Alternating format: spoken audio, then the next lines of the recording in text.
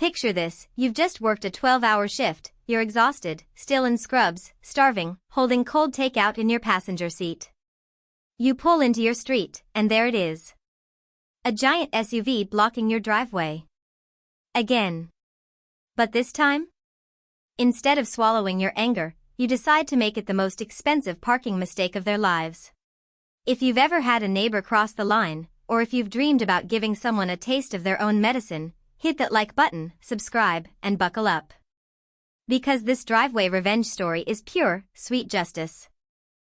I live in a small cul-de-sac. Nothing fancy, just your average neighborhood where people keep to themselves. My driveway fits exactly 2 cars, mine and my husband's. That's it. Perfectly enough, if people respected it. But then there was Jack. My neighbor. Jack was one of those people who always acted like the rules didn't apply to him. Big smile, fake charm, that half shrug whenever he inconvenienced someone. And for some reason, he decided that my driveway? It was just extra parking for his family and friends. The first time it happened, I thought it was a mistake. His brother's car was in there. Jack came over, casual as ever, and said, "Oh, it'll just be a sec." A week later it was a friend of his, dropping something off. I didn't like it, but I let it go. I told myself, don't make it awkward, don't start a neighborhood war. But it didn't stop. It got worse. I'd come home from work, dead tired, I'm a nurse, so sometimes I'm already on my last thread, and there it was, some random car in my spot. One night, I literally had to park halfway down the street and lug 5 heavy grocery bags back to my house because his buddy's giant truck was in my driveway. My arms were shaking, my back ached, and the whole time, Jack was just standing on his porch, sipping a beer, and when I complained, he gave me that smug half-smile. "Oh yeah, sorry. They'll be gone soon."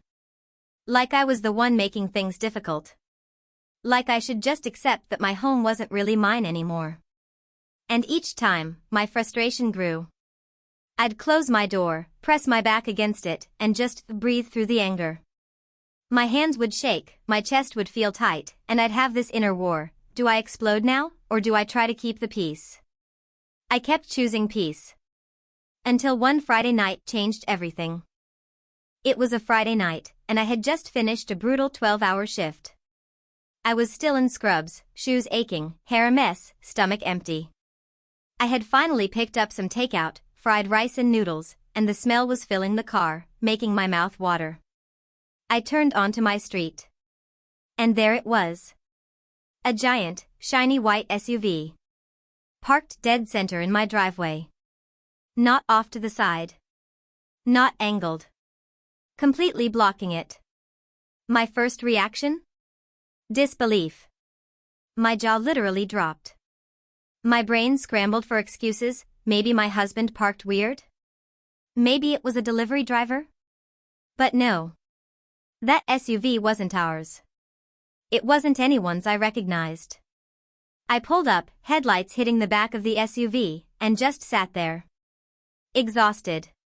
Defeated. The steam from my takeout fogged the car windows. My stomach growled. And the anger rose in me like a wave. I got out and knocked on Jack's door. No answer. I called his phone. After a few rings, he picked up, voice casual.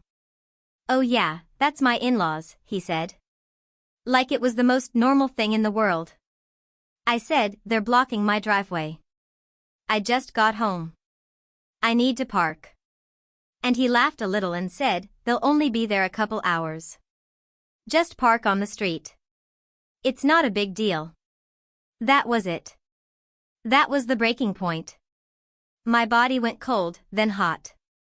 My fingers tightened around the phone. And this calm clarity washed over me, no more. I hung up without another word. Sat in my car for a second, breathing.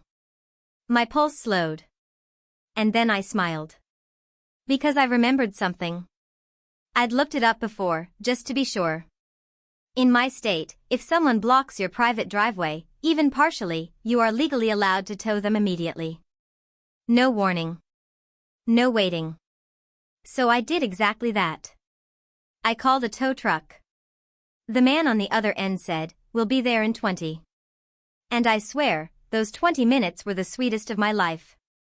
I sat in my car, eating my fries out of the bag, watching the SUV like a hawk. If anyone came out, I was ready to stop them. But no one did. Tow guy showed up, big yellow truck rumbling down the street. He looked at the SUV, whistled, and said, "Blocking your driveway?"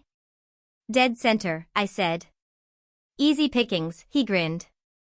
In less than 5 minutes, the SUV was hooked up and hauled away.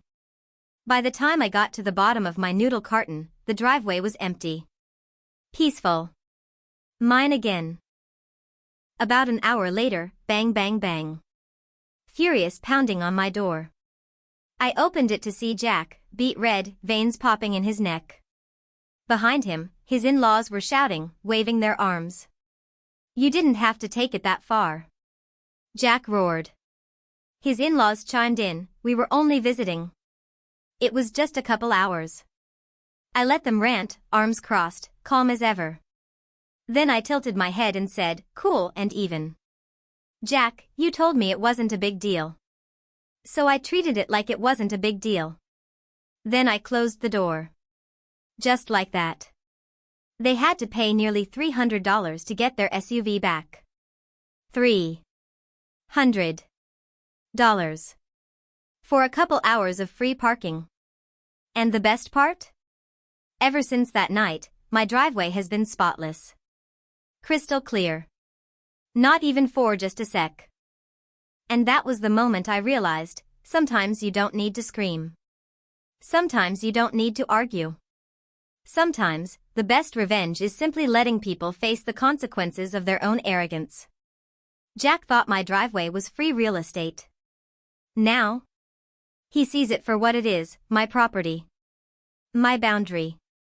My line in the sand. People like Jack think kindness is weakness. They think if you let things slide, they can keep taking more.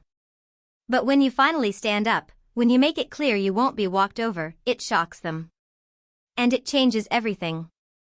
If this story gave you chills, smash that like button and tell us in the comments, what's the pettiest or most satisfying revenge you've ever seen?